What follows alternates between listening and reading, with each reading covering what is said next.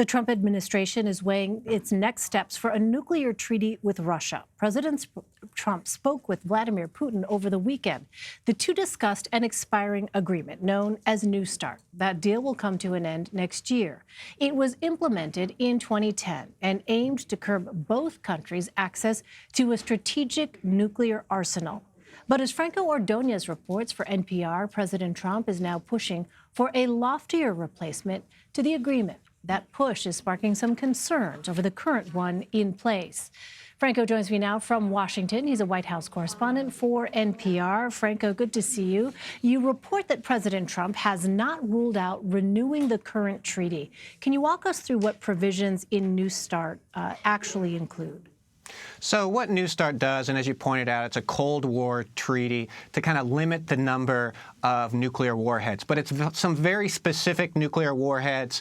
They're basically long-range nuclear warheads, and it limits to it about 1,500. The concern, though, is that it doesn't apply to some shorter-range warheads that Russia has an abundance of. And those are the kind of weapons that can be used in the field. And there's a lot of concern about those. And that's something that the Trump administration wants to kind of get a grasp of, as well as you point out, bring China into the mix, which is investing very heavily in its own nuclear arsenal. Well, do we know what broadening the pact would actually look like in practice? What is the Trump administration actually pushing to add? So what they want to do is they want a bigger pack. They want more weapons to be included. Some of these non-strategic, these weapons that are used in the field, as one expert told me. What's the difference between strategic or non-strategic nuclear weapons? They're both nuclear weapons, and they can both do a lot of damage. The other issue is bringing China in. China has been investing heavily in the matter.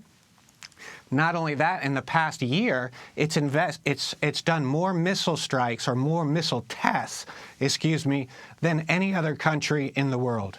All right, I'll let you get your drink of water while I read you the next question here, Franco. You know, it's interesting because President Trump has repeatedly said that China is excited to join in on an agreement, and Beijing has publicly pushed back against this idea before. Why does the Trump administration feel it is important to have China as a player in a new deal? Well, as I was kind of mentioning, China has been investing very heavily in its nuclear arsenal. It's more than doubled the weapons that it does have, but it really has a very paltry amount of weapons in comparison to the United States and Russia, in the hundreds, where the United States has and Russia has thousands of weapons each.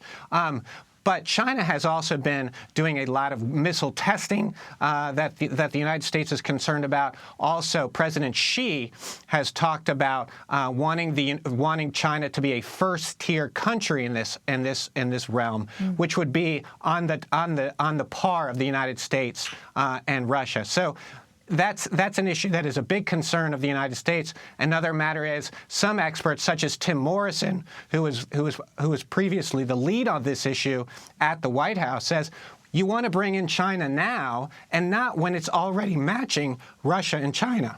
Well, you report that experts believe reaching a trilateral deal within a year is highly unlikely. So what happens if a new agreement is not actually in place by 2021? It is very highly unlikely. 13 months is not a lot of time to do this kind of complicated work, negotiations. There's no special envoy in place. If this doesn't happen, that's another big deal. Well, what do we... Oh, go ahead, Franco.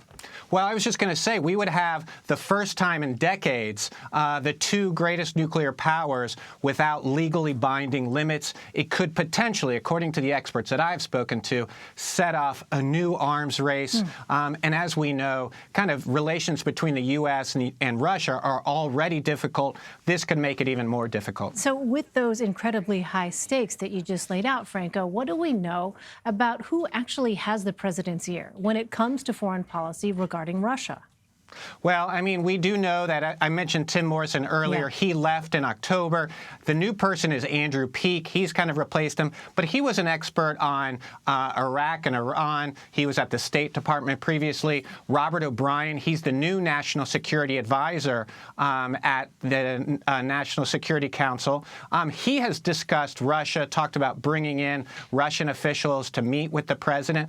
But as we know, the president operates he kind of moves to the beat of his own drum on this issue. He has often pushed back on traditional pushes. He wants to bring Russia more into the fold. And that's another concern that a lot of people have, that there are not more people kind of experts on these issues talking to the president. And instead, he's kind of doing it a little bit on his own, and that those who are experts in arms control, even those who support these methods and this effort to bring China in to renegotiate, the concern is there is not someone who is focused exclusively on this matter. Right, because by all accounts, the president is someone who relies very much on his own instincts on foreign policy and other matters. All right, Franco Ordonez in Washington for us. Franco, thank you. Thank you.